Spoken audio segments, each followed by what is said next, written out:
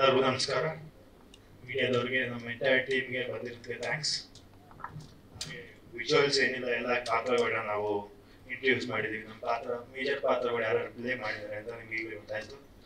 ಹಾಗೆ ಕಮಲ್ ಶ್ರೀದೇವಿಗೂ ಕಮಲ್ ಹಾಸನ್ ಅವ್ರಿಗೂ ಏನು ಸಂಬಂಧ ಇಲ್ಲ.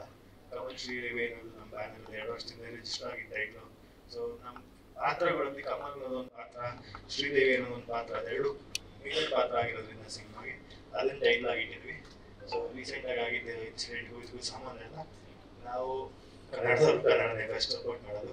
ಸೊ ಅದು ನಿಮ್ಗೆ ಕ್ಲಾರಿಫೈ ಆಗಲಿ ರೀತಿ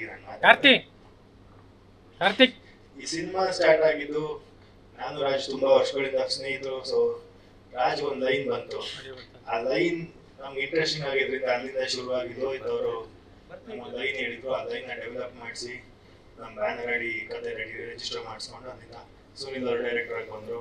ರಾಜ್ ನನಗೆ ಸಪೋರ್ಟ್ ಆಗಿ ನಿಂತ್ಕೊಂಡು ಇಡೀ ಫಿಲಮ್ನ ನಮ್ಮ ತಂದೆ ತಾಯಿ ಸಪೋರ್ಟ್ ಇಂದ ಸಿನಿಮಾ ಮಾಡಿದ್ರು. ರಾಜ್ ಬ್ಯಾಕ್ ಬೋನ್ ಆಗಿ ಸಿನಿಮಾ ಎಕ್ಸಿಬಿಷನ್ಗೆ ಹೆಲ್ಪ್ ಮಾಡಿದ್ರು. ಸೊ ನಾನು ಆಕ್ಟಿಂಗ್ ಕಡೆ ಕಾನ್ಸಂಟ್ರೇಟ್ ಮಾಡಿದ್ರೆ ರಾಜನ್ ಮಿಕ್ಕಿದ್ದೆಲ್ಲ ನೋಡಿದ್ದಾರೆ. ಸೊ ಹಾಗೇನೆ ಉಮೇಶ್ ಅಣ್ಣ ನಮಗೆ ಫಸ್ಟ್ ಎಂಜಾಯ್ ಏನಾದರೂ ಉಮೇಶ್ ಅಣ್ಣ ಆಶೀರ್ವಾದದಿಂದ ಸಿನಿಮಾ ಚೆನ್ನಾಗಿ ಟೇಕ್ ಆಫ್ ಆಯಿತು. ಹಾಗೆ ಕಿಶೋರ್ ಸರ್ ಬಂದರು, ರಮೇಶ್ ಇಂದ್ರ ಸರ್ ಬಂದರು, ಮಿತ್ರಾ ಸರ್ ಬಂದರು, ರಾಘು ಶಿವಮೊಗ್ಗ ಅವ್ರು ಬಂದರು. ಹಾಗೆ ಸಂಗೀತ ಅವ್ರು ಬಂದಿದ್ದಾರೆ ಹೀರೋಯಿನ್ ಆಗಿ, ಅಕ್ಷಿತಾ ಅವ್ರು ಬಂದಿದ್ದಾರೆ, ಪ್ರವೀಣ್ ಅವ್ರು ಬಂದಿದ್ದಾರೆ.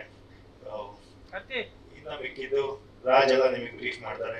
ಪೋಸ್ಟ್ ಅಲ್ಲಿ ನಿಮ್ಗೆ ಆಕ್ಚುಲಿ ಬಹಳಷ್ಟು ಕ್ಯಾರೆಕ್ಟರ್ ವೈಸ್ ನಿಮ್ಗೆ ನಮ್ಗೆ ಇಡೀ ಕಂಟೆಂಟ್ ನಾವು ನಿಮ್ಗೆ ರಿವೀಲ್ ಮಾಡಿದೀವಿ. ಕಂಟೆಂಟ್ ಏನು ಅಂತ ಗೆಸ್ ಮಾಡೋರಿಗೆ ಹೋಗ್ತಾ ನಿಮ್ಗೆ ಟ್ರೈಲರ್ ಟೀಸರ್ ಬಂದಾಗ ಒಂದು ಗೆಸ್ ಮಾಡ್ಬೋದು ಅಂತ ಇಷ್ಟಪಡ್ತೀನಿ. ಸರ್ ಕಮಲ್ ಅಂತ ಒಂದು ನೇಮ್ ಸರ್, ಅದು ಕಮಲ್ ಅನ್ನೋದು ಯಾರು ಬೇಕಾದ್ರೂ ಒಬ್ಬ ವ್ಯಕ್ತಿ ಆಗಿರ್ಬೋದು. ಸೊ ನಾವು ತಗೊಂಡಿದ್ದು ಕಮಲ್ ಅನ್ನೋ ವ್ಯಕ್ತಿ ಈ ಪಾತ್ರ ಪ್ಲೇ ಮಾಡ್ಬೇಕಾದ್ರೆ ಅದಕ್ಕೊಂದು ಈಗ ಸಚಿನ್ ಅನ್ನೋ ನಾನೊಬ್ಬ ವ್ಯಕ್ತಿಯಾಗಿ ನನ್ನ ಹೆಸರು ಇರ್ತಲ್ಲ. ಸೊ ಅದೇ ರೀತಿ ಕಮಲ್ ಅನ್ನೋದು ಹೆಸರು. ಇಲ್ಲಿ ಅವ್ರ ಬಯೋಪಿಕ್ ಇನ್ನೊಂದು ಮಾಡಿದ್ರೆ ಅವತ್ತು ನಾವು ಅದನ್ನ ಒಪ್ಕೋಬೇಕಾಗಿತ್ತು. ಇಲ್ಲಿ ಅವ್ರು ಯಾರಿಗೂ ಸಂಬಂಧ ಇಲ್ಲ. ಕಮಲ್ ಅನ್ನೋದು ಒಂದು ಹೆಸರು, ಶ್ರೀದೇವಿ ಅನ್ನೋ ಒಂದು ಹೆಸರು, ಆ 2 ಹೆಸರುಗಳು ನಮ್ಗೆ ಟೈಟ್ಲ್ ಆಗಿ ಬಂದಿದೆ ಅಷ್ಟೇ. ಅದಕ್ಕೂ ಕೋಇನ್ಸಿಡೆನ್ಸ್ ಅಷ್ಟೇ, ಅದು ಬಿಟ್ಟರೆ ಬೇರೆ ಏನೇನಿಲ್ಲ.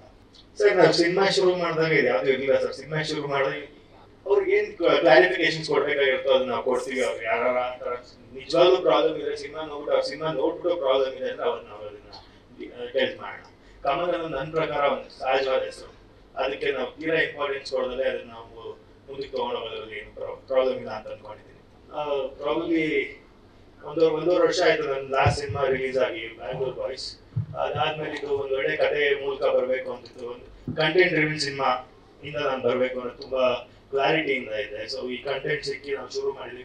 ಈಗ ಆಕ್ಚುಲಿ ನಿಮ್ಗೆ ನಾನು ಸಿನಿಮಾ ಶುರು ಮಾಡಿದ ಟೈಮಲ್ಲಿ ತಗೊಂಡ್ರೆ ಸಿನಿಮಾ ಆಲ್ಮೋಸ್ಟ್ 70% ಮುಗಿಸಿದೀವಿ ನಾವು.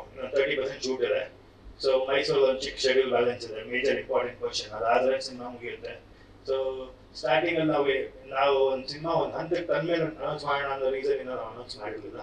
ಈಗ ಅನೌನ್ಸ್ ಮಾಡಿದ್ವಿ. ಸೊ ಆ ಗ್ಯಾಪ್ ಅನ್ನೋದಕ್ಕಿಂತ ಪ್ರಾಬ್ಲಿ ಆ ಟೈಮಲ್ಲಿ ನಾನು ಈ ಸಿನಿಮಾಗೆ ಏನ್ ಬೇಕೋ ಪ್ರಿಪೇರ್ ಆಗಿ ನಾನು ವರ್ಕ್ ಮಾಡಿ ಒಂದು ಕ್ರೈಮ್ ನಡೆಯುತ್ತೆ. ಆ ಕ್ರೈಮ್ ಯಾರು ಮಾಡಿರೋದು ಅನ್ನೋದ್ರಿಂದ ರಿವಾಲ್ವ್ ಆಗಿ ನಾನೊಬ್ಬ ಫಿಲಮ್ ಒಳಗಡೆ ಒಬ್ಬ ಡೈರೆಕ್ಟರ್ ಆಗಿ ಕನ್ನಡ ಬಗ್ಗೆ ಬಹಳಷ್ಟು ಅಭಿಮಾನ ಐತಿ. ಸಿನಿಮಾ ಇಂಡಸ್ಟ್ರಿ ಬಗ್ಗೆ ಬಹಳ ಪ್ಯಾಷನ್ ಇಂದ ಕೆಲಸ ಮಾಡ್ತಿರ್ತಾನೆ. ಸೊ ಆ ಜರ್ನಿಲಿ ಅವನ ಕೆಲವೊಂದು ಪಾತ್ರಗಳು ಸಿಗುತ್ತೆ. ಒಬ್ಬ ಹೀರೋಯಿನ್ ಆಗ್ಬೋದು, ಬೇರೆ ಪಾತ್ರಗಳನ್ನ ಆ ಟೈಮಲ್ಲಿ ಏನೇನು ಆಗುತ್ತೆ, ಆ ಮರ್ಡರ್ ಏನಕ್ಕೆ ಏನಾಯ್ತು, ಅದರಿಂದ ಇವರೆಲ್ಲ ಏನೇನು ಲಿಂಕ್ ಆಗಿದೆ ಅನ್ನೋದು ನಿಮ್ಮ ಎಂಟೈರ್ ಸಿನಿಮಾ. ಇದೇ ವರ್ಷದಲ್ಲಿ ರಿಲೀಸ್ ಮಾಡಬೇಕು ಅಂದ್ರೆ ನಮ್ದು ಎಲ್ಲ ನಾವು ಅನ್ಕೊಂಡಂಗೆ ಆದ್ರೆ ಇನ್ನ 3 to 4 months ಅಲ್ಲಿ ಹೊರಗಡೆ ಬರಬೇಕು ಅನ್ನೋ ಇಂಟೆನ್ಷನ್ಸ್ ಇದೆ. ನೋಡೋಣ ಸಿಚುವೇಶನ್ ಹೇಗಿರುತ್ತೆ, ಎಲ್ಲ ಪೂರ್ವಕವಾಗಿ ಹೇಗಾಗುತ್ತೆ. Thank you.